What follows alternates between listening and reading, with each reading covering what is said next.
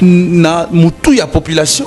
Oh, à chaque fois quand il sortait, c'est Kabila qui envoyait les militaires pour tirer sur la population. J'ai dit Kabila pourquoi? Parce que quand on tirait sur la population, il n'y avait pas de sanctions. Lambert Mende yé azali bongo ba exemple ya mal zaïrois. Au début à l'époque mal zaïrois. C'est-à-dire habitude ya mabe ya batteur politique nyonso ils a représenté à Lambert Mende. Donc yé a qui jamais candidat gouverneur kuna pas kei ba tubaki okufa. Donc azan la signe indien a na mauvais sort. Politique ya lokuta et toujours nali felo na mabe. Il faut oyer bango na ordre de mission na mutaza na enveloppe na pas chargé de mission dans l'enveloppe na ye le roi cheo kitundu pas kenda ki ye pas dans enveloppe na ye même au konzamo katali na ba dépense oh ya sali a dépensé kaka soki 60 quelques mille dollars sur 200 000, a dépensé 60 quelques mille dollars, 67 000 dollars. A eu 130, en fait, c'est 133 300. 133 300. A eu 133 300 dollars accueillis Kozongi Sayango na trésor public. Bana King, Bana Dar es Salaam, Bana Poto, Bana Mokil Mobimba, Cité Moko. Afrique Info avec Franck Semaï qui Yandankala Twende X-Pass Maranura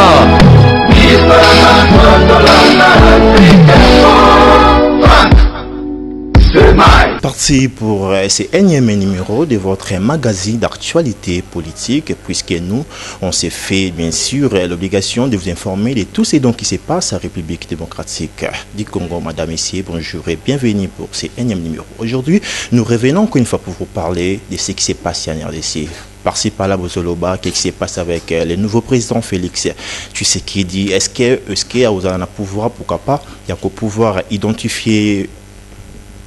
Il y a au pouvoir identifier justement majorité parlementaire. Est-ce qu'il y a informateur Ndenge FCC s'est déclaré déjà à une majorité. Nous débattre ensemble avec un spécialiste. Il est journaliste, responsable de la rédaction et Objectif Info et Média en ligne. Avec lui, on va essayer d'en savoir plus. Bonjour. Bonjour Mike. Denis Sanko. Oui, sentez-vous bien. Justement, actualité, Zolobama. Déjà FCC récemment s'est réuni avec autorité morale Nabangoza Joseph Kabila, s'est déclaré déjà une majorité parlementaire. Votre point de vue justement? Bon, Ezali Kubanga sa majorité bongo majorité à Kala. Parce qu'il faut bien avoir défunte majorité. Oh lelo se retrouver dans ndenge ya Moïbi na majorité parlementaire. Mais malgré sa réalité, surtout à l'intérieur du pays, FCC Abimanae député Belé, mais pas à comme la majorité. Yemoko FCC plateforme à Kabila à comme la majorité parlementaire. Et puis des deux, c'est qu'il faut battre qui ko s'initier batu mikanda. Mukanda wana mutuatangi angwazate. Baye ko découvrir yango na moment ya signature waneza lokola balingi ba imposer bango za lokola moi dictature moko mais na kota la que on dirait Ndeko Kabila a tiré ba leçon ya échec politique na été atikali neti moi petit dictateur moko boye alingi a imposer batu volonté na yo mona wapi na parti politique oyo bino Bo est la qui bozali majorité parlementaire, mais osa ko imposer batou, ba signer acte ya loyauté, ya fidélité, na solidarité. Et loko wana et salama te. Et loko bat ba signaka eza charte. Nde bat ba signaka. Okoki ko sinise batou te, batou faut batika la coller serré na yo cimenté et puis ba signer yango ba ko découvrir un peu jour moko. Donc ezali ce qu'on peut qualifier tricherie politique monene au Kabila sali na bandeko na ye na kati ya Kingakati au domaine privé à Yemoko, mais à venir et qu'on renseigne biso. L'avenir nous dira un peu plus sur ce qui s'est passé à Kingakati. Parce que Kabila Yemoko moni mikolo baza kokende na moi fièvre moko boy. Bon senga mokonzi mboka a nommé Mbala moko formateur, c'est-à-dire premier ministre, mouto reformer gouvernement. Pourtant Mikanda Mobeko etindi ete mokonzi mboka a nommé informateur. Oyo a co-identifié majorité, mais oyo a co-réservé primaire. Il y a information et pas kaka ya mokonzi mboka ye moko poyende. Voilà, pouvoir discrétionnaire ya mokonzi mboka. Bazar obanga place wana. Majorité na bango eza majorité moko factice. Majorité des façades. Dans le fond, il n'y a pas de consistance. Dans le fond, c'est le vide. Edmond Izouba, ne pensez-vous pas qu'il y a compréhension externe, puisque en interne, Baza confiant avec Joseph Kabila, dont n'est pas comme ça c'est dur, hein, que Kabila a toujours la même mise, a toujours le pouvoir. Ils ont des compressions, mon Togolo c'est mal placé. Bon, Moro va déclarer nulle part que Baza les est justement. Omoni ne tolobara. Opposition mutasali Kabila. Akoma lelo ndenga zali. Ils ont opposition. À cause yaba spéculation au ebanda kosalama autour ya kombo à Kabila. On voyait tellement Kabila partout et aujourd'hui c'est Kabila maintenant a comment qu'il rôle à maître du Congo. Non. Aujourd'hui, on revient sur la même bêtise d'hier. Les noms de Kabila. Kabila dirige. Kabila débauché Fachi. Félix Tshisekedi Mokonzi Mboka. Est-ce qu'il va débaucher un chef de l'État? Attaper ce qui va débaucher qui est. Kabila a travaillé avec Moïse Katumbi. Il était gouverneur il y a Katanga. Kabila a travaillé avec Jean-Pierre Bemba. Azaki vice-président naïe. Kabila a travaillé sous Nanani. Bazar combien Batolamuka a travaillé na Adolphe Mouzitou. Adolphe Mouzitou qui premier ministre naïe a travaillé dans Lumbi qui spécial chargé à sécurité naïe. Mais lelo na za mokonzi mboka atabolobi a débauché Fachi, a débauché Félix Tshisekedi. Nani aza ko diriger Kabila lelo? C'est Félix Tshisekedi azana au sommet et lelo ezane majorité zo senga. Na Félix Tshisekedi a kokabongo ko nommé informateur les sous-soutés a tiré la bango formateur mais mon konzambo a peut ko apprécier pour bango ba sala o za intérêt na bango ceux qui ba nommé informateur ba bi ke ba panzana alors mon konzambo ko apprécier ezate ke ba ko ma rotungisa non papa mon konzambo non c'est Félix qui fera son choix. Justement, Bazoloba va observer justement Félix Nakash à travers bien sûr son directeur à cabinet Caméré ou le qui va repenser mais jusque là tout le monde tout mon côté longwe kuna aïe d'autres pays renforcés idée on a qui base toujours solide et puissant parce que aussi pouvoir même abouir na bango ko ya pas na bino ba tiki bino mam na bino monité que d'autres pas bazo mona que c'est bien bon de rebondir baza puissante. Pourquoi? Parce que constitution ou ezali mama ya mibeko apesi mokonzi ya mboka pouvoir ya ko dissoudre Assemblée nationale wana soki bazwa ko respecter indu satende banakini baloba soki bazwa ko respecter idéologie te soki bazwa ko respecter plan d'action te na kotisko na moi le poto plan d'action te oyo mokonzi ya mboka otia salama quand est-ce que salama eko salama tangu premier ministre akoya ko présenter plan ya gouvernement nde ba axe prioritaire ya ba plan d'action ya Félix donc ya cash ya fativite ekota na kati po bato ba vota qui est na ba o ba vota qui était ba koka ko sentir ce qu'on appelle le changement parce que c'est ça la finalité. c'est changer des choses, c'est de faire vivre à la population congolaise la beauté de l'alternance. Non, Izuba, s'il vous plaît, il faut préciser que l'application des mesures et après 1 an, d'après la Constitution, justement, les automatiques après 2 mois, 3 mois. Est-ce que dans 1 an, tout peut arriver, justement? Non, tout peut arriver, ça veut dire quoi? Attention, hein? Attention, majorité OESA factice, majorité parlementaire, bah c'est prendre la tête T. Parce que de l'autre côté, il y a aussi des têtes. Pendant qu'ils réfléchissent, bah bête à pion à gauche, bah côté qu'on a payé, bah on réfléchit dans à droite. On comprend? Bazan attend y a que s'enorgueillir T. Bango, il faut se soumettre. Obligatoirement se soumettre na mokonzi ya mboka au hasard garant du bon fonctionnement des institutions de la République. C'est Félix Tshisekedi, c'est le président de la République. Attention, on parle de la personne qui a, comment on dit, la même catégorie d'une institution. On parle de la fonction du président de la République. On parle de ses fonctions même. Donc, et de ses attributions. Mon Kondiamboka attribution est tellement large. Bobo Sanate qui est dans un régime semi-présidentiel. Le président a un mot à dire dans toutes les institutions de la République. Il n'appartient pas à une majorité qui se dit entre guillemets parlementaire, parce qu'on n'a pas encore vérifié, on n'a pas encore identifié si réellement ils le sont, parce qu'on l'identifiera au moment opportun. On l'identifiera. Donc, c'est vrai, on fait des analyses un peu qui présentent beaucoup de faiblesses. Analyse en Zela.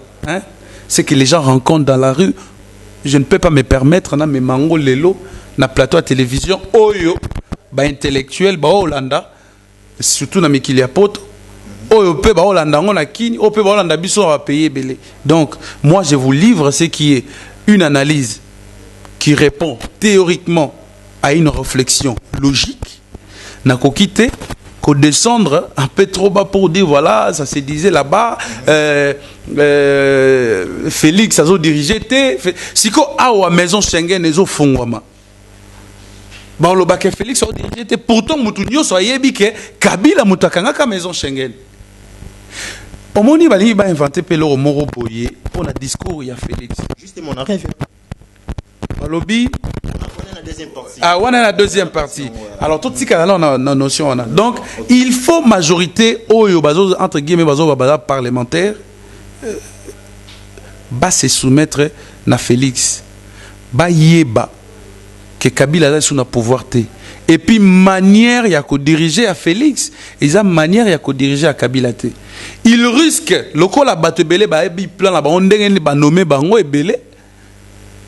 il risque de rencontrer cette fois-là la colère de la population. Parce que si vous au chef de l'État et qu'on paie sa population, parce que la population a causé le changement, a causé la caprice, et puis bateau va renommer. Non. Il était pour manifestation de Obandawana. Moutou boy arrosant à l'issouté. Moutou toyebi ba tête au ba travailler bien na Kabila. Na otanga ba kombo na bango parce que il faut émission autour ba quand même bosembo na pour les vérités et puis pour les Lambert Mende yé azali bongo ba exemple. Il y a mal zaïrois. Oui, à l'époque, il y a mal zaïrois. C'est-à-dire, habitude, il y a ma baie, il y a acteur politique, nyonso. Ils ont représenté dans Lambert Mende. Donc, il y a qui jamais, il y a un candidat gouverneur, qui n'a pas qui tout au Koufa. Donc, ils ont un signe indien. Un mauvais sort. Politique, il y a le Kouta et même toujours, Nali Felo, Namabe. Politique y a le quota et memaka na mabe et puis au monde à quelle population à kolingayote. Yango Félix a tout le droit, toute l'obligation de ne pas emprunter ce chemin-là. Moutumusu na kotanga yope otangelinga comme Emmanuel Chadari. Ah, il a échoué. En politique, il y a échoué. Il a eu temps à repos. Donc Emmanuel Tchadar, il faut zonga à se reposer, à analyser, à maniola échec nae. Ndenge nini batu nae moko ba trahir ye. Ndenge nini batu na bango ba trahir Emmanuel Tchadar avec dauphin. Et puis Kabila ye Moïzouba. Nanenga film na mutu négligé moi pa bimi premier ministre. Moi lelo. Non, même dans un rêve. Ah bon? Ako bimate. Et puis ye moko ebi. Ako bimate. So ingai kuna zaki Emmanuel Tchadar il a démissionné même n'a pas perdu. Pour échec wana il faut qu'il landa eti partout. A kende bongo ba benga retraite politique, ba benga ngo sabbatique, a kende ko pema. Tango Sarkozy a zo quitté, to mona ki Sarkozy a kende ko pema. Tango aux États-Unis kuna Hillary Clinton a zo quitté, to moni Hillary a continué à congé. Ndenge François Hollande pe na minito. Donc yendenge zawana aza il faut un peu bavard et puis à qui ma politique, à qui ma caméra est filmée yé. Hein? Il représente, il n'a pas gagné les élections. Il doit maintenant akende pour se revêtir na santé politique et permettre à rebondir dans Kobima. Abimi n'a pas idée à Sika ou peut-être à Rosape opposition, peut-être à Rosape parti naie ou à Rotika la la majorité, à Rokoma grand leader il y a lobby na kati majorité na bango ya kala bango bengo souni majorité kala commune.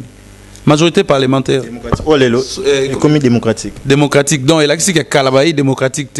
Donc, il présidentiel sans pour autant être démocratique. Si quoi, commis majorité démocratique, c'est bien, mais souci à la population, pesaba mon abango ba kendende ko sa l'opposition. Yango wana na mon majorité wana rasuri panzani. Mokonzi mboka parti na wana yoko ma majoritaire na parlement a récupéré wana ale bango yo sala ke basala opposition. C'est ça la vérité. Alors, nani non, même Kabila, Sénat, ok, président Sénat. Non. Kabila peut fois se reposer. Il faut éviter net le roi Salah qui m'kolona na Kingakati imposé va signer. Yépe Kabila, il faut se reposer. A échoué. Politique na ende memi mboka na kao lelo. Donc ezate que yé abimalo mo kondi. Non. Il s'est rêvé, alors se revêtir na honte populaire. Il n'a plus l'opinion publique avec lui. Félix Obengé partenaire, Lelo Oyo, Edmond Izuba s'il vous plaît. Félix Touo, il est dit comme ça, APC Beloge, Abengé partenaire et tout. Donc, monité Yoton comme ce qu'on diminue, à Salim Abe, c'est pas contradictoire, n'invité. Non, diminuer, non, le bassin qu'il représente. Ndenga bomimboka. APC Bisso justement alternance. Oui, APC Bisso alternance, c'est bon, aux cadeau. Bandeko Bakoufaki. Avant nous répondre, Félix. Non, répondre à Félix T. Parce qu'il y a mon nom aux cadeau. Non, Félix a bien cadeau T. Félix a le binde à quoi appliquer politique et à chasse aux sorcières T. À quoi bengana T, à quoi qui zoye à utiliser le quoi ancien chef d'État va payer Moussoussou. Mais ça ne change rien. Na moutou ya population. À chaque fois quand il sortait, c'est Kabila qui envoyait les militaires pour tirer sur la population. J'ai dit Kabila pourquoi? Parce que quand on tirait sur la population, il n'y avait pas de sanctions. Le chef de l'État était passif par rapport à ça. Pourtant, il devrait agir. Botali Binomoko, gouvernance na Félix, Makambo et Lekina Lubumbashi, étudiant Bakoufi, au Moni Mbaramoko, sanctions, juger militaire Wana, convoquer ministre et su, meki moi ko diteye et tout ça pour la Makambongo, calmer tension et puis Makambozon est normal. Mais Kabila ça la yangote. Kabila a encouragé les mâles et là pour la population ko bossa nangote et puis alternance aux cadoté. Nous avons poussé Kabila. Ya botolaye pays à quoi imposer aux Ezali Bongo la décision populaire, la décision de la masse. Et il ne pouvait pas faire le contraire parce que la population quand même a cassé Kolekaye. Donc nous avons imposé. Dans autant de choses, tout le monde a travaillé bien. Luzolo Bambi, ministre de la Justice. Alinga qui a aidé même Mokondi Amboka dans le dossier sale et la République. Mais Mokondi Amboka a aidé qui était. A dénoncé qui, à sa plainte, mon pas PGR. Même la justice de notre pays ne l'a pas aidé. Atikala na ba dossier na ba dossier wana mwana mboka Félix Tshisekedi aza na bosenga nango po batu wana basala mboka mabe bato ba yiba ba détourna, il faut bazongisa ba bien nyonso à l'état. Eza pe la dossier mususu ya FPI. Batanga ba kombo ya batu. Batanga ba professeur Kinke.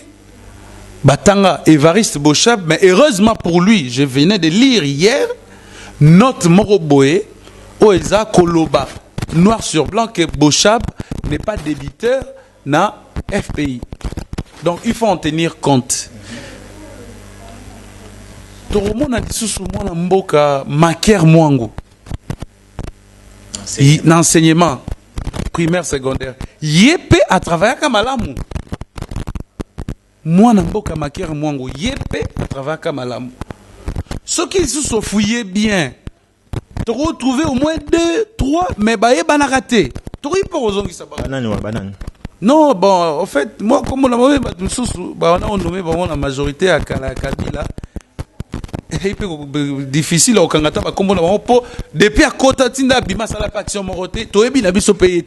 Mais il était ministre. Vous comprenez? Donc il faut l'intelligence Yassika. Oyo. Tshisekedi akoki kozwa na kati ya majorité bakoki ko aider neti ba François Beyawana ya DGM Azamalamu. Ah bon? Edmond Izuba, s'il vous plaît. Après avoir bloqué la manifestation à l'époque, on sait avec même histoire, il y a les faits justement, Étienne, qu'on sort, Yolelo PC comme exemplaire, Bimissé comme étant exemplaire. Les gens confondent. François Beya a bloqué la manifestation en tant que côté. Yazali Azalaki Bongo. Directeur général, il y a DGM, il y a migration. Au contraire, tu as félicité François Beya pour la période na yende ba combattant ba bimi belé ba kepoto. Ba combattant. Avant combattant à Longwa RDC à Kende poto, il faut aval, il y a directeur général, il faut DGM et autorisé. Au monde on dirait histoire au rattraper biso. Donc c'est comme ça.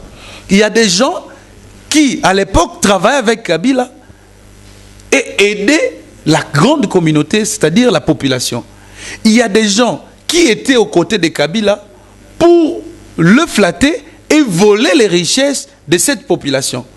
Donc, Félix doit faire le choix maintenant sur les bons fruits, les bonnes têtes, comme on dit, les têtes pensantes. Oh, bah, aider non seulement yé, mais bah, aider surtout population. O azana bosenga ya changement wana. Donc natangi bakombo, natangi liyo Luzolo Bambi, natangi liyo lisusu nani Maker Mwangu, misusu na yebi bakombo na bangote, peut-être bazaki na bonne volonté à travailler, mais bakota pe babima kombo na bango yebate, kombo na bango pe yebanate et tout ça. Il y a aussi ministre Moko wana nazo vraiment tant à rejuger te Denis Kambayi. Tant que vous avez quand même dans le sport, tout le monde a moins changement. À ça qui va descendre moins mingi. Hein? Vous avez un ministre, lui-même, il est sportif. Il comprend les soucis des sportifs. Tu vois? Donc nous avons besoin à Mouto Torotiaye, tout ça, sous Nathan, réfléchir, non, Baye Bisaye Moussala, Oko Sala, non. Ayem Balamoko Bandi Moussala. Déjà, Félix, Yemoko Osala, et ça, le quoi, sonner d'alarme que Bino Batboroya, vous devrez me marquer et travailler plus que moi.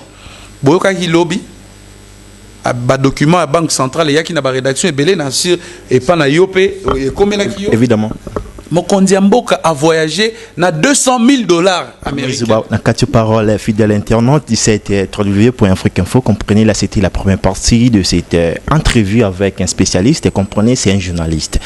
Donc, je suis au Santarama Kazolo Basikoyo, to lingi to décortiquer justement œuvre ou action il y a Félix, le nouveau président Félix Tshisekedi depuis Azui Bokonzi. Nini Yamala Mwasali, Nini Yamabe OK, Bomoni qui a salué le roté ensemble avec Edmond Izuba Lechtir, to remettre un peu tout kundo là vraiment Edmond Izuba.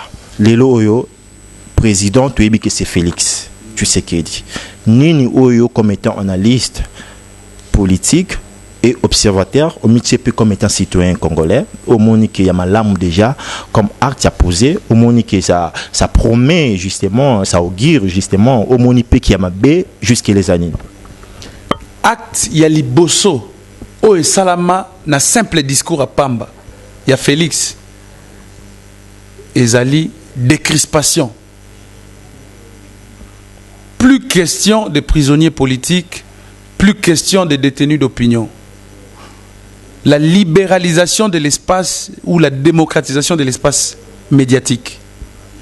Du coup, Nyota et Fongoli, Mutatinda Nyota Fongola, Azate, Djoua et Fongoli, Mutatinda Djoua Nyota, ya Moïse Katumbi et Fongolaki, Mutatinda Nyota a Fongola Azate, Djoua et Fongoli, ya Muyambo, Mutatinda Djoua a Fongola Azate, ba agent ya aner bakanisa ki lokola ba osala isu ba sommation na bango ba kieti ba moni ba directeur ya ba deux chaînes wana ba tuni bango na ebisi bino bo fongola ba ebisi bango yo landi mokonzi mboka te bino bolandi mokonzi mboka te alobi nini ba bangi ba kei batu ya CLC coordination comité catholique comité laïque de coordination basali plus d'une année ba vivre na clandestinité. Du coup bango nyonso babimi ba professeur Isidore Ndayouel, ba maman Léondine Kandolo, aujourd'hui ba Jonas Tiombela, aujourd'hui professeur Fumunzanza, bango nyonso basili ko bima na poisa. Nani ayebisi bango bima? Simple discours. Etikali siko maman na likambo. Libération, il y a des prisonniers politiques au baza na kachoti lelo. Wana mokonzi mboka lobi, il faut gouvernement, ministre à justice nde asala yango. Oh. Aide-moi Izuba s'il vous plaît. Tous les journalistes, tout qui n'aura trop couvrir ba meeting, ba sortie en plusieurs reprises. Yoka quitté Félix à l'époque comme étant président Rassop, on a aussi une libération dans l'immédiat. Le commis président, il y a Mboka ou Yando Senga.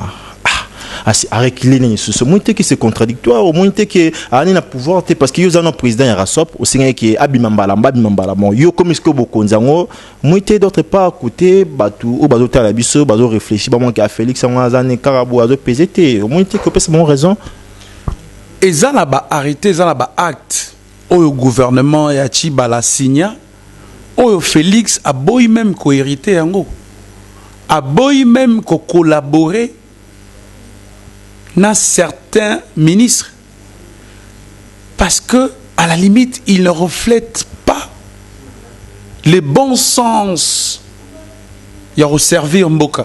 Félix a retravaillé na bangote yango bango wana ba prisonnier politique wana ngai pe na solola kina ndeko diongo ngai pe na komaki parce que na komaka nyonso oyo batindaka. Mais tant que tu analyses yango na poser question pas ba juriste terminé na mboko ba ebisi ngai acte ya bien o mokonzi mboka ko sala pona ba prisonnier politique et ça grâce présidentielle té grâce présidentielle et ko libérer yo et ko réduire peine na yo mais et ko longola condamnation na yo té et l'autre ko longola condamnation c'est l'amnistie. Et ça bien que amnistie ce qui est zoami au lieu Franck Diongo ce qui n'a pas cet exemple ce Lelo Kabila Zui a sali grâce présidentielle avec ba fait ou ba kosela ki ndeko Franck Diongo a koko kalisusu ko exercer ba activité politique na ba mandat électif té. Ako comme bon ministre mais ako tikala comme député té ako comme tikala comme président de la République té o balobaka casier judiciaire na ye eza na bosoto sikoyo eloko lavaka casier judiciaire ya acteur politique ezali amnistie ezali grâce présidentielle té il faut bien comme maniola makambo wana. Et je crois que Félix na discours na lobaki il faut ministre de la justice parce que amnistie et outaka na gouvernement. Or gouvernement oya Kabila zobima oyo il y a Bruno Tshibala et ça gouvernement ça la bonne foi ya ko aider ba opposants ya ba acteurs politiques té ata ba sali yango ba osala yango ndenga mabe. Il faut gouvernement légitime. Où est gouvernement à peuple aille à travailler à bi non mutuwa na zaki mutu à peuple. Boko c'est là qui est makambo. Boko ka bon ko libérer. Amnistie. Wana bimi siko au grand. Na action mususu ya papa Félix Tshisekedi. Wana na action wana na loba wana le même jour investiture na ye. Faut yebi sabatu que Félix a sali à un mois depuis 15 ans pouvoir. Même pas un mois. A sali 28 jours. Dans 2 jours donc ça un mois. Donc à part wana bomona ke acte ya mibale a s'engagé qui a fongola maison Schengen lelo bomoni ke makambo eza ko avancer et uti kobima ndenge tovandi awa réouverture ya maison Schengen et usala ma me ko bezana label mususu parce que ba ko changer en contenu. Oui, que maison Schengen pèse une réputation ma bien à Kinshasa. Bateau ça va dire que maison Schengen on est banda puis la ba visa. C'est banda au kobeta ba cacher na ba passeport. Ba refus. Donc tout ça, il faut changer donne, il faut changer contenu à maison Schengen. Il faut qu'on change même combo. Pour les obangisa, combo kala on est obangisa. Il faut combo sika. La belle langue il faut changer. Lelo sikoyo représentant à l'Union européenne, il y a maison Schengen na François Béa au Azali Bongo spécial à sécurité à chef bah signé ba document wana.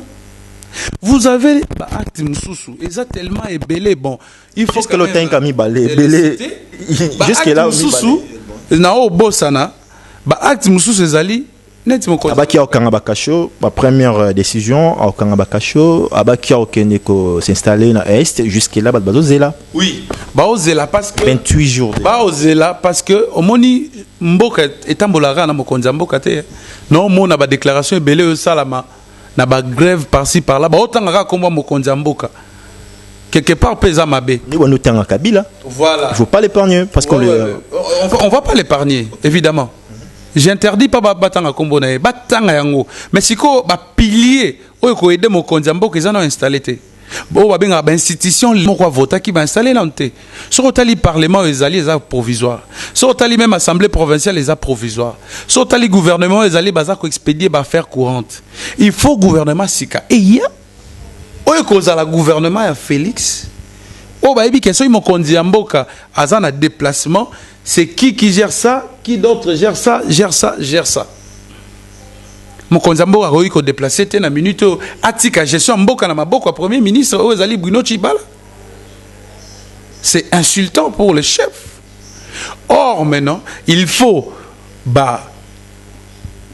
banini institution asika et au peuple a pesi en confiance ne ko élaborer ko établir comment déplacement à Mokonzamboka kosalama vers l'est du pays.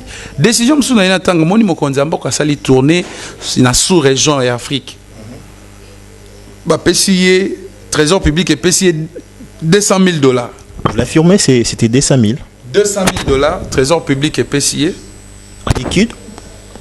Frais d'émission on appelle ça. Ils ont liquide à sécurité charge. Non. En fait, mbongo wana ezalaka en liquide. J'ai effectué plusieurs voyages, reportages dans l'intérieur du pays, dans le compte à gouvernement. Et ça, bon, il y a un trésor public en liquide et il y a quand même avant voyage. Alors, qu'est-ce que mon Kondiambo a sali? Ça, je parle du chef. C'est l'acte qui a été posé par le chef, pas pour les autres personnes, parce que mon enveloppe n'est à part. Il faut y bango. Dans l'ordre de mission, mon enveloppe n'est à part. Chargé des missions dans l'enveloppe naïe, le roi Cheo qui tourne pas kenda qui est pas dans une enveloppe naïe. Mais mon konzambo katali na ba dépense oh ya sali. A dépensé kakaso qui 60 quelques $1,000 sur 200,000 a dépensé 60 quelques $1,000 $67,000 a eu 130 en fait c'est 133 000 300. 133 300. Azui 133 300 dollars accueilli kozongisa yango na trésor public. Et ambongo oyo asaleli yango te. Et puis eza na eloko moko bato ba beta CTT. Bato ba otala ba opesa mokonzi mboka ba cadeau.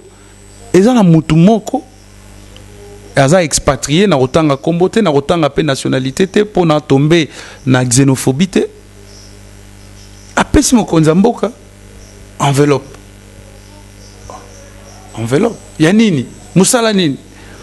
Oh non, mokonzi mboka et tout ça. Non, non, non. Zwa mbongo yango kende kopesa o futa ba agent na bino.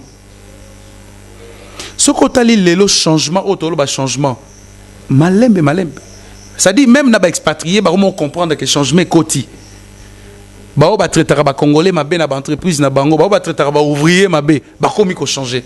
Na ka isango na pain victoire, ba zong seli ba agent na bango ba prime, ba mo ba monique non, ba agent ba ki belé ba komi ko réduire et tout ça. Ba o pesa ba décompte final ba o kende et tout ça. Bien que tout type aux informations ba diminuer grammage ya mapa. Et là on mabe yango wana to lobela ngo mukolozo ya ba diminuer grammage ya mapa. Mais donc mon konzambo c'est des changements yango wana. Ba geste o mokonzi mboka za opposé ndeko sala que yo congolais siko zoami mokonzi mboka ye moko a posé geste wana siko yo ozo zela ba yebisa o banda ko poser ba acte ya bien o ko poser ya bien parce que là en fait les changements commencent toujours par le sommet comme on dit. Et nous avons vraiment assez attendu ces changements. Mokonzi mboka ye azong simbongo na trésor public. Asa ili yangote non pour payer ce trésor public et lokoana et salamakana Kasavubu à l'époque mais gizenga pe on dirait sala ngo bat balobela ngote asala ngo voyage ne mo sala na Chine bo azora moi temps et belé a umeli aya zong sarambongo mais bat balobela ngote acte Félix asali eza acte de grandeur eza maramusu supende ko il faut yeba c'est vrai tout n'est pas à médiatiser. Ba misusa o sala azoboya même bat bayeba non otanga na otanga isusu nini ba promesse misusu eza nango nano o pe ko se réaliser mais ba acte jusque là au bara il y a bien il y a bien jusque là oui mais yo bisinga na etangelo ba acte wa sali il y a bien c'est ça la question en fait non, parce que Sobi aussi soit parfait. Tu justement je pose la question sur les athées on a opé sur une indication rapidement pesa ba indication les athées non il y a mabe na ebi que Félix a parfaité et surtout qu'il n'a jamais été président de la République et ça mbala liboso il est en train d'apprendre plutôt makamusu soit évité il y a des erreurs na côté à protocole et ça batika la jamais ko sala eza ba erreur mususu salama na ba photo to mona mingi mutu nyonso oya akanga selfie na mokonzi mboka a poster on a ba réseaux sociaux wana pe il faut qu'on interdire ango eza plus en fait ba erreur o to mona on eza plus ya miki mais siko tant ba doit ko récupérer ango ba obimisa ango dire eza scandale et tout ça hein oh mona. Donc c'est ça. Même quand le président de la République honoraire accueilli Kokutana na Félix Tshisekedi et ça pas image moko et on peut sa beauté à démocratie na RDC. Anine muto oyoke on accusé qu'il était derrière assassinat ya Rossi, ya Thérèse et Tchotchira yo lelo oye au comico le roi donc au limbisi pardonner facilement quelles leçons ya moralité au pesa n'avenir ekoya ça dit président Koki Kobo Manobatu là je parle en termes il y a compréhension parce que on est là sur des réseaux sociaux tout temps à Mambazo loba donc au limbisi Kabila lelo yo pour yo bomi apesi alternance au limbisi abomi yopoye obomi lobi pesu sumtumsusu à limbisi jusqu'au token c'est ça les problèmes non je crois que na début na lobai que politique ya Félix eza chasse aux sorcières té OK mais si que population peut il faut à comprendre politique ya Félix bien qu'Aza d'accord t'es na Kabila base mtelo ba ni kama base ya yoka base non mais Félix tango ça les discours wana asala ki on na base ezaki jour à élection na ce n'est pas un pouvoir d'un camp contre un autre À ça là qu'on a base. Il n'y aura pas de chasse aux sorcières. À ça là qu'on a base.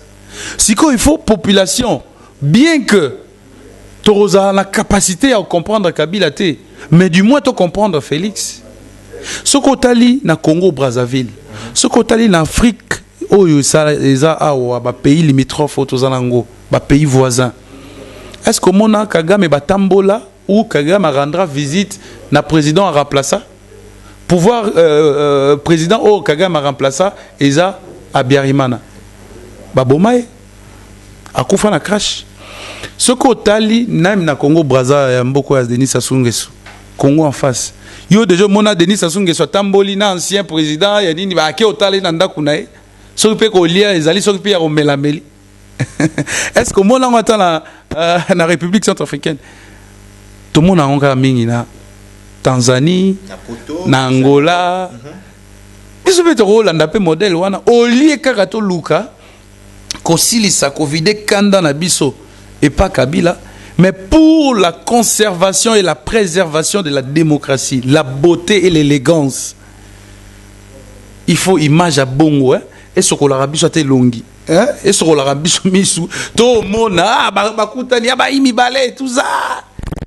Et au ça fait leçon en Afrique.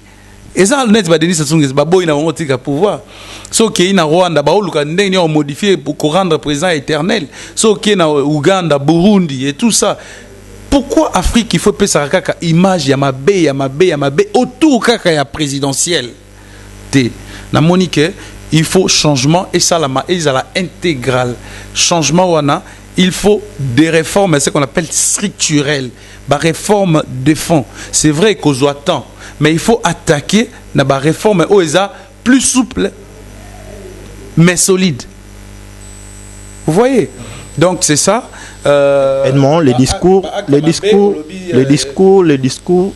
Ouais, ça là qui devant ambassadeur justement le créaki Aktamabe parce que ngatem na tiango les gens komaki critique ça là qui justement la phrase à question ezala qui automoni n'habite ce qui bon moi j'aimerais repérer ça version des faits non version des faits zaboé batu balingi ba profiter ba ça l'opposition a bien ko aider bango mon opposition a kala to bunda contre individu au lieu to lukato changer régime.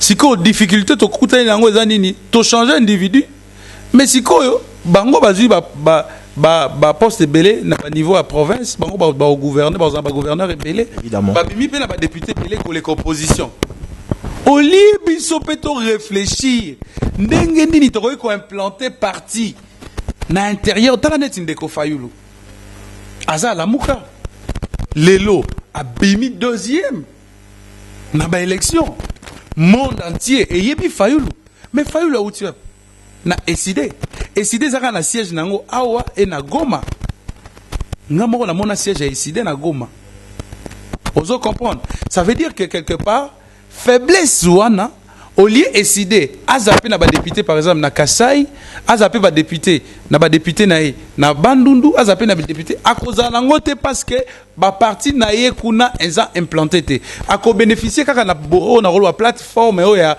dynamique o eza nango plateforme et ko pe ko panzana parti na parti e bendani tu vois mais et sa faiblesse. Donc, bati kakosa la opposition et ba critique autour d'individus. Basé là, gouvernement à Félix et ya ba kokasiko et ko critiquer régime. Siko discours wana. Nani akomaki yango. Mutu akomaki discours wana eza ba service ya kala o ba travailler kana Kabila.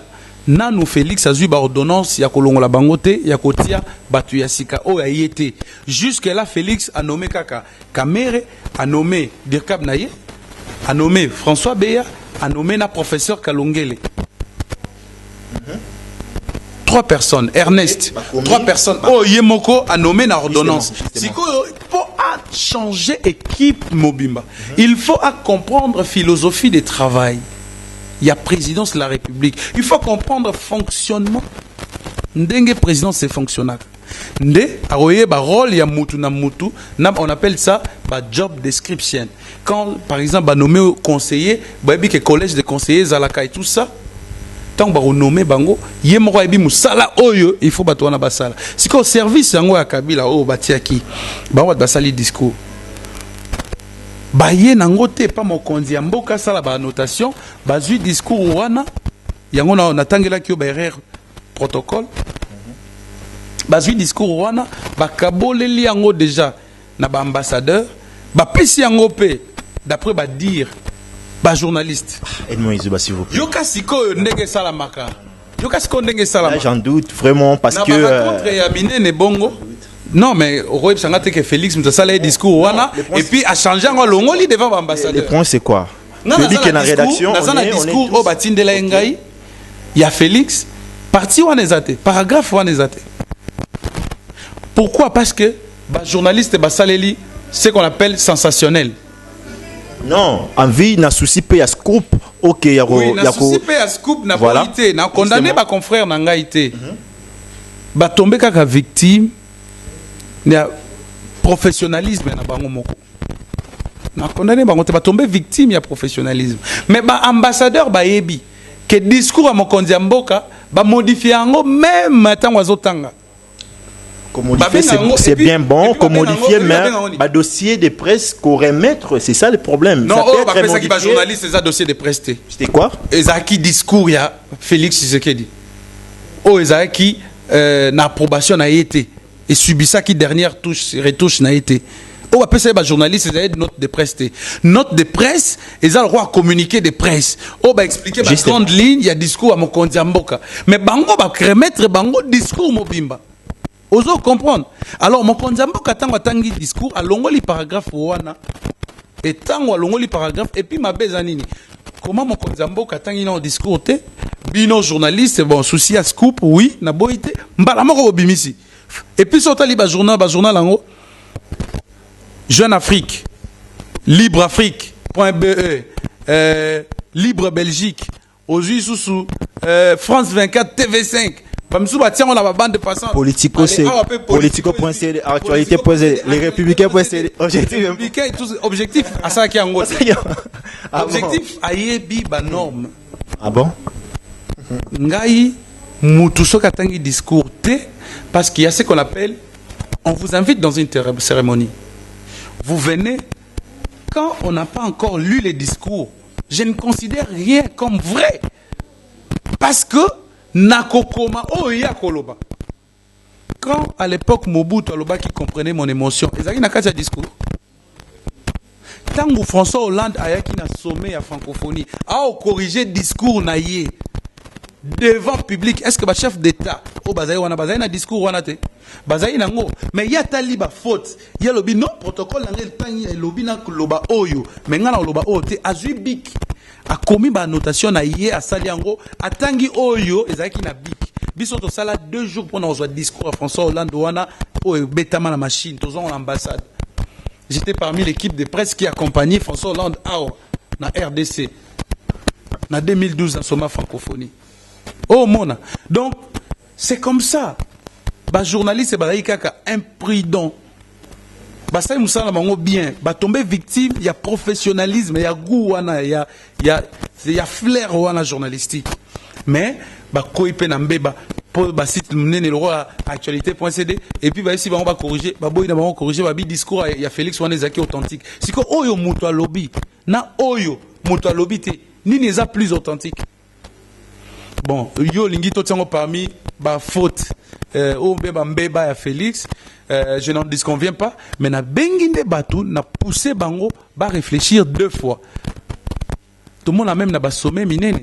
Chef de l'État zotanga boy, les batanga wana a changé na discours.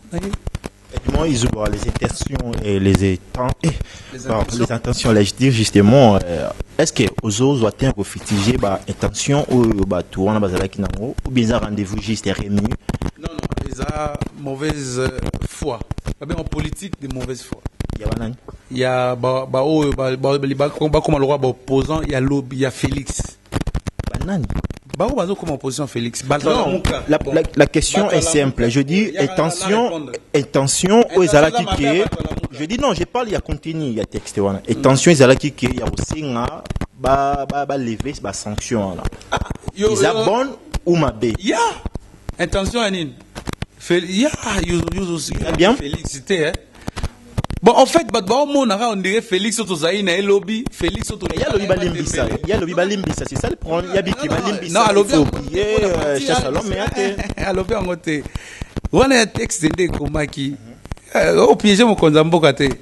Ah, peut-être Mayele. Koleka biso nyonso parce que ana ba clé lelo ya ba ayebi ana ba information mboka mobimba ayebi ke information ya kati.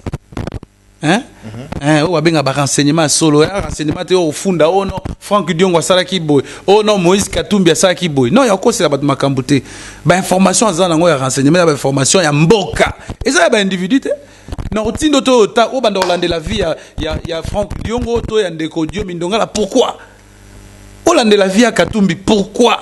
Oh lobby Moïse Katumbi salaki boy. Ala taki chaussée sa jaune, alongola il sapat na ya rouge et tout ça. Ah autant bon passeport ni Hollande la vie na pourquoi ça la renseignement oh eko aider mboka et avancer. Ko ça renseignement te ya ofunda mutu ba kanga ibati na boloko na mambo lokuta magambo ba ko inventer. Donc Azap quelque part Mayele et puis les sages plus que nous devons avoir cette humilité là de comprendre cette réalité. Donc mon kondiamboka lobby parti wanate ko insinuer yango te po ezala ki pété na discours oyo batindaki après discours ya mokonzi ya mboka. Donc bato ba ngaba diaboliser za bato la muka o ba o ça l'opposition na ye parce qu'il faut reconnaître que l'opposition est démocratique et constitutionnelle. Il faut opposition contre Félix et Zala. Mais si quoi avant que ça opposition en il faut en matière. Au moins les lots basant à tourner non. Bazon a qui ni les lots. Est-ce que matière n'a pas une Izuba. Des matières n'a pas une contenu. Non, déco. Oui, non, vérité des urnes justement. C'est quoi vérité des urnes en bazui? Bazon. L'oba vérité. L'oba vérité. Na zai na mona ba image moko ya Beni. Ba Bini. Alex Kimbuta bina. Non, Kimbuta a exemple été. Kimbuta aza en fait Kimbuta je ne sais même pas comment les placer. Donc il faut pas au moni quand on fait des débats sérieux, c'est autant que Kimbuta, même Nanda Kubatbaseki. Donc, mais Babinaki, même Nakin, Babinaki, Martin Fayoulou. C'est un péché, donc c'est. Et ça péché. Donc, vérité des urnes, c'est qu'on a au Bina. Vital Kamea. C'est qu'on tombe comme na Goma. Vital Kamea. Tombe comme na Goma, Babini, Sikoyo, Bangomi Balé. Fayoulou na Mouzit Bobina. Vital Kamere de dire Kabia chef, un petit peu Bobina. Non, tout l'anda logique na yo lobby vérité des urnes. Si quoi vérité des urnes en Kobina on a tout on a cadré a gagné. Pour embellir c'est et puis à Obina tout on a cadré. Il y a vérité des urnes, to il y a joie. Il est content parce que la population a des mèches naïe peut-être on peut l'interpréter. Si quand on zonga population a des mèches naïe à salini ni po naïe. C'est du temps perdu. Il y a on a obi sur ça opposition. Tout ça opposition est sakalaté. Opposition tout peut savoir tant moins contenu. Bat babanga biso parce qu'opposition sérieuse pezali. Opposition là ici comme mama kanisi. Ko pesa ba proposition et pas ya mokonzi ya mboka. Mboka etambola malamu opposition zaka ko nuire mboka te na moni même batu na ba réseaux sociaux na Twitter papa ba fingi biso ba nigo ba congolais baza ba nigo tweet ya Olivier Kamita tuana et au finga batu congolais za nigo c'est dit nous sommes des imbéciles to comprendre bachinok eza bien te ko finga population o europe ko élire yo lobby ozo prétendre ko défendre. Donc, au moment où tu commis à niveau d'insulte, tu commis à niveau de haine, et ça, opposition est mauvaise foi. Et ça, bien non, au conseiller Bango, Bande Konanga, il y a la Mouka, Bossa, l'opposition, il y a Malamu, et qu'on aide la population. Parce qu'on ne sait jamais, après Tshisekedi, et qu'on peut aux Jean-Pierre Bemba, et qu'on peut aux Moïse Katumbi, et qu'on peut aux Olivier Kamitatou, et qu'on peut aux F. Bazaïba, et qu'on peut aux Adolphe Mouzito. Pourquoi pas? Donc il faut toper ça moi contenu, moi substance. Hein? Na kati opposition wana et ko aider non seulement combat lutte bokomi nango sikoyo, bobenga en vérité des urnes mais bamsou amonyo comme moi caïque. Donc tozo il a lourd sikoyo. vérité des UNESCO, Ataba Lobian Lelo, pour déjà c'est quoi le bas qu'il fallait gagner. Bah, médias internationaux, puis le bas qu'il fallait gagner. C'est quoi, à ce pouvoir. Et aussi, la vérité des UNESCO, c'est quoi, batongo, c'est quoi, l'embi, ah, toyebi, mais, tokende kaka, ça dit, ti batouana, bah, pour comprendre, c'est ça les conseils que je peux les livrer pour le moment. Isouba, dernière question justement. Dernière question et puis on va adresser un message. Au lobby, Lelo, ok, ils ont qui n'a pas intention il y a les nouveaux présidents. Comme étant analyste, si on peut présager justement l'avenir. Tu avancer, tout le monde Félix, notre président bien sûr, Félix Tshisekedi, à lobby, comme étant tous les Congolais, chasse à l'homme tout limbisa, tout lever bas sanctions justement na bande konabiso ba qui frapper voilà. Quel serait votre avis justement et puis dans dernier message. Bon, ça vous posez comme question si Félix pouvait demander bah lever bas sanctions. Non, la lutte, je crois à ce niveau-là est contradictoire. Donc si ce n'est pas les changements que la population attend de Félix. Pour nous lever des sanctions contre les proches à Kabila. Batouana va sali peuple mabé. Heureusement pour eux, justice n'a pas été faible. Et quoi en réalité, même justice, il y a Félix, il faut l'ande la Batouana. Toyeba, pourquoi sanctionner Bino? Pourquoi justice et ça là dans la période douana? On a pas des populations.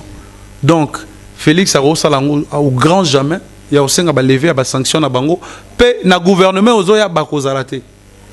Parce ce sont des personnes qui ont une mauvaise presse, qui n'ont pas bonne presse, baozalate. Total hein? Ils sont d'office écartés de la course. Bao amaye lende ba kimi koza ba gouverneur. Bao baza vraiment maye l'été, batikali, bao zela, bamsou baza ba onde ba voter bon ba député, bao que au siège, bamsou faut bossan. Dernier message rapidement l'endroit il y a bateau basé belé ba Olanda yo. Message des aboyés peuple congolais. C'est vrai. Félix Aleki n'a pas pourcentage au salaté que il est majoritairement élu dans la République Mobimba. Ba voter car nandam ba population parce que Ndeko Kabila Ouazaki avant attaqué constitution na mesure il y a des électeurs naïe, ba mesure électeur va pas perdre. Ou ba décevoir Emmanuel Chadari. Sikoyo Azo Luka Bino Pobo Sungaye. Bo kangele candidaté pour mboka pesa ya Bino. Non, s'adresser ming na bande konabiso ba diaspora. Bande konabiso ba zoami na Allemagne, diaspora mne les arasus na Londres, monsieur c'est na France na Belgique. Azan a besoin na Bino. Bino boroui ko rejeté été total elaye nanu asali na ekaka 28 jours ya pamba total gouvernement na etango ko ya banani bakozala comment ndenge nini bako travailler le parlement sika koya ndenge nini ba loi koza voter ndenge nini ekota en application parce qu'il ne s'agit pas seulement de voter des lois Sénat koya ndenge nini ko travailler ba institution publique ba établissement public ndenge nini ko travailler nde wana tokoki ko sala au moins une analyse ya royeba place nini mboka ezo kende makamuni toko loba na minute oyo elo toko sala eza kopesa ye confiance totika ba critique inutile ba insulte ba haine et comme mabiso musikate totalela mokonzi ya mboka topesa ye ce qu'on appelle topesa chance akoka bongo ko travailler et puis to juger même après 2 ans non voilà. Voilà le fidèle, hein, Bino Boza qui branché pour Narolanda. Justement, c'est un très vite détail réalisé avec un spécialiste, journaliste, Edmond Isouba, à qui je dis merci déjà pour votre prélige et florilège intervention. Vraiment, quant à vous, je crois, vous allez apprécier ces différentes interventions. Comprenez ainsi, nous avons passé en revue quelques actualités politiques, à commencer par étaler, préciser, est-ce que et qu'on revenir à président Félix, il y a qu'à identifier majorité parlementaire ou bien ça sera imposé comme FCC Dengbamoni. Après on a toqué kolobela pourquoi pas makambo ya formation puis ya gouvernement koya apesi ba idée naie ba point de vue naie concernant ba nani ba koki ko revenir pourquoi pas to lobel pe makambo ya bien avec ba paix de temps et l'équipe 28 jours mama bien le nouveau président Sali na makambo mabe. Quant à vous, tirez ce que vous pouvez. Bye. Bana King, Bana Dar es Salaam, Bana Poto, Bana Mokil Mobimba, CTF Moko, Afrique Info avec Franck Semaï, Yandankala, Twende.